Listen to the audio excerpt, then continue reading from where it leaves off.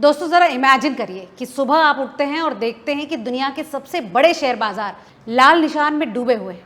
अरबों डॉलर मिनटों में साफ हो चुके हैं। बड़ी बड़ी कंपनियां कर्मचारियों की छटनी कर रही, बैंक कर्ज देने से डर रहे हैं, घरों की कीमतें गिर रही हैं और लोग एक ही चीज खरीदने के लिए लाइन में खड़े हैं, सोना।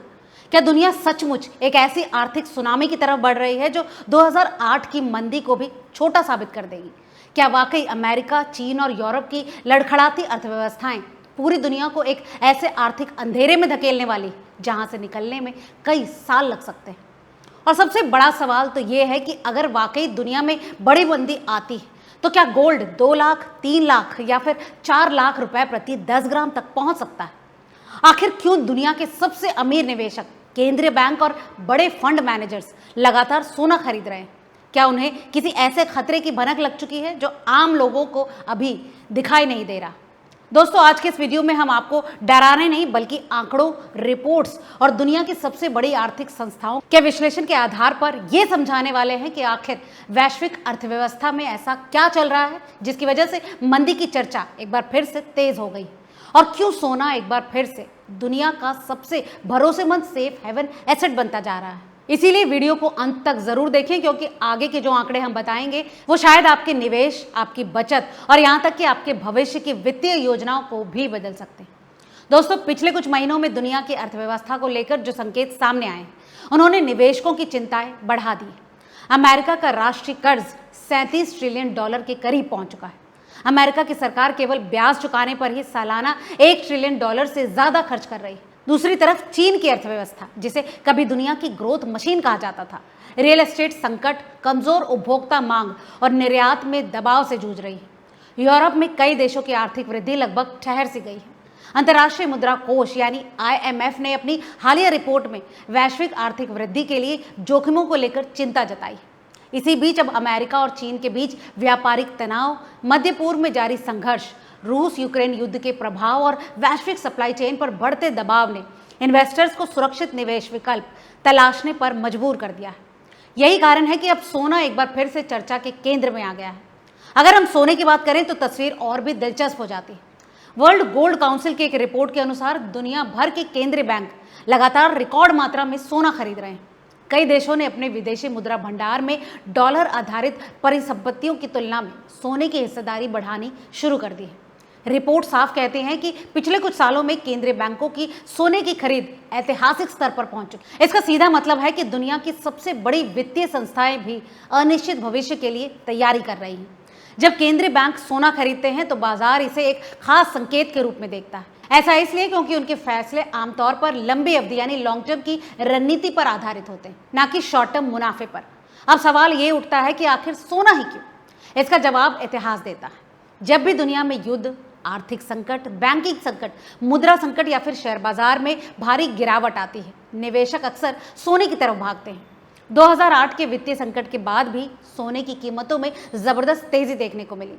कोविड महामारी के दौरान भी सोना रिकॉर्ड ऊंचाइयों तक पहुंच गया था, और यकीन मानिए आज भी ठीक वही पैटर्न दोहराता हुआ दिखाई दे रहा है। निवेशकों को डर है कि अगर वैश्विक अर्थव्यवस्था में मंदी आती है तो शेयर बाजार, बॉन्ड मार्केट और रियल एस्टेट जैसे सेक्टर्स दबाव में आ सकते हैं, जबकि सोना अपेक्षाकृत सुरक्षित निवेश साबित हो सकता है। भारत में भी इसका असर साफ दिखाई दे रहा है। सोने की कीमतें लगातार नए रिकॉर्ड बना रही है। दोस्तों, जून 2026 की शुरुआत में 24 कैरेट सोना लगभग 1.5 लाख रुपए प्रति 10 ग्राम के स्तर के आसपास पहुंच चुका था। वहीं बात अगर कुछ साल पहले तक की करें तो यही कीमत 50 से 60 हजार रुपए प्रति 10 ग्राम के दायरे में थी। यानी कुछ ही सालों में सोने ने निवेशकों को असाधारण रिटर्न दिया।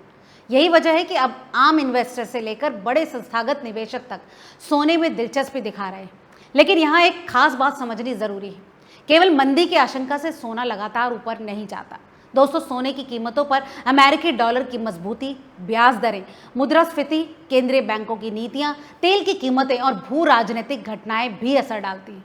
मसलन मान लीजिए कि अमेरिकी फेडरल रिजर्व ब्याज दरें ऊंची रखता है तो सोने पर दबाव आ सकता है, क्योंकि निवेशकों को बॉन्ड और दूसरी परिसंपत्तियों में बेहतर रिटर्न मिलने लगता है। वहीं अगर वैश्विक अर्थव्यवस्था कमजोर पड़ती है और केंद्रीय बैंक ब्याज दरें घटाने लगते हैं तो सोने को और मजबूती मिल सकती है। दिलचस्प बात यह है कि दुनिया के कई बड़े निवेश बैंक और विश्लेषक भी आने वाले सालों में सोने को लेकर सकारात्मक नजरिया रखते हैं। कुछ रिपोर्ट्स में कहा गया है कि अगर वैश्विक आर्थिक अनिश्चितता बनी रहती है और केंद्रीय बैंकों की खरीद जारी रहती है तो सोना नई ऊंचाइयों को छू सकता है। हालांकि अभी तक किसी भी प्रमुख वैश्विक संस्था ने ये नहीं कहा है कि दुनिया निश्चित रूप से 2008 जैसी या फिर उससे बड़ी मंदी की तरफ बढ़ रही, लेकिन इतना तो जरूर है कि जोखिम बढ़ रहे हैं और बाजार इन सभी खतरों को गंभीरता से लेने लगा है और यही वजह है कि अब सोना लगातार सुर्खियों में बना हुआ है। दोस्तों, निवेशकों के बीच इसकी मांग भी मजबूत बनी हुई है, लेकिन क्या ये तेजी इतनी बड़ी हो सकती है कि सोना 4 लाख रुपए प्रति 10 ग्राम तक पहुंच जाए? क्या मौजूदा कीमतों से भी 2 गुना या फिर 2.5 गुना उछाल संभव है?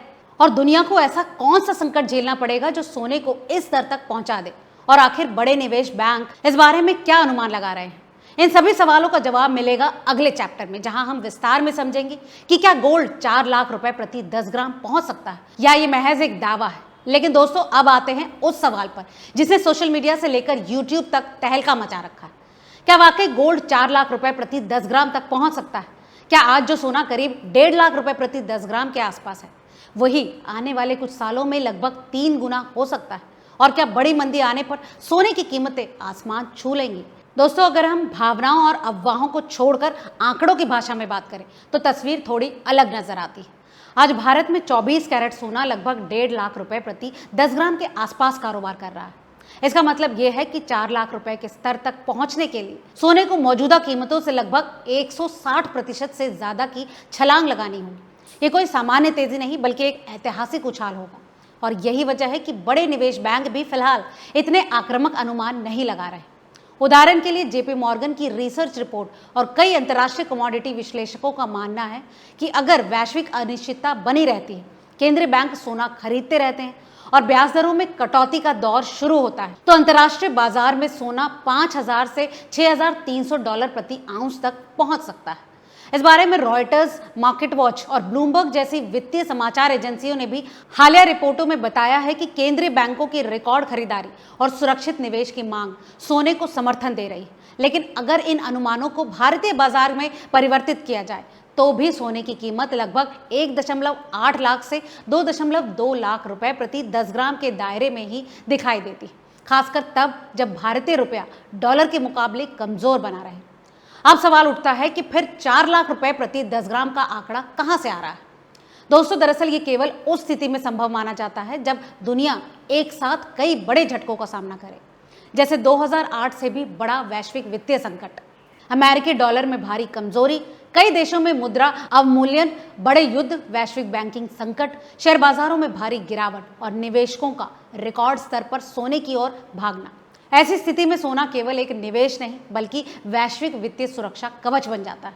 हालांकि फिलहाल Reuters, IMF, world gold council और प्रमुख निवेश बैंकों की रिपोर्ट्स में ऐसा कोई संकेत नहीं दिखता कि दुनिया तत्काल उस चरम स्थिति की ओर बढ़ रही है। हाँ, जोखिम जरूर बढ़े हैं, अनिश्चितता भी बढ़ी है और इसी वजह से सोने का लॉन्ग टर्म रुख मजबूत बना हुआ है।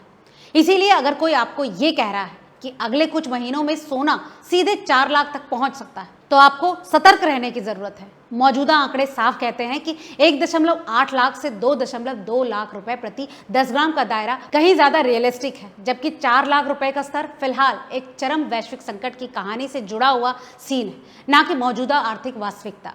यानी निष्कर्ष साफ है, सोने में तेजी की संभावनाएं जरूर हैं, लेकिन 4 लाख रुपए का सपना अभी आंकड़ों से ज्यादा कल्पनाओं में दिखाई देता है। दोस्तों, इस बारे में आपको क्या लगता है हमें कमेंट करके जरूर बताएं। आज की इस रिपोर्ट में फिलहाल इतना ही। वीडियो आपको पसंद आया हो तो इसे लाइक और शेयर करें और हाँ, कमेंट करके जरूर बताएं कि रियल एस्टेट और फाइनेंशियल टॉपिक से जुड़े आप किन मुद्दों पर और खबरें देखना चाहेंगे। आज की इस रिपोर्ट में फिलहाल इतना ही। मिलते हैं अगले ऐसे ही काम के अपडेट के साथ, तब तक देखते रहिए रिपोर्टर जी। बहुत बहुत शुक्रिया।